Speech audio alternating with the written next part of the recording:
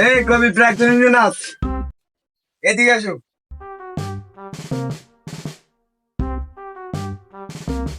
তো ভালো আছেন?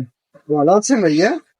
একটা একটা কবিতা শুনে যান, আসছেন অনেকদিন। শুনাইতে হইলে তো ভাই আমার মশার কয়েল লাগবে। আমার মশার কল লাগবে, দাঁড়ান দিতেছে।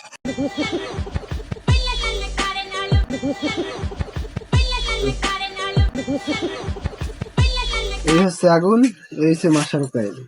আগুন না হলে মশার কয়েল জ্বলবে না, আর কয়েল না জ্বললে ধোঁয়া উঠবে না, আর ধোঁয়া না উঠলে মশা মরবে না। আগুন না জ্বললে কয়েল জ্বলবে না।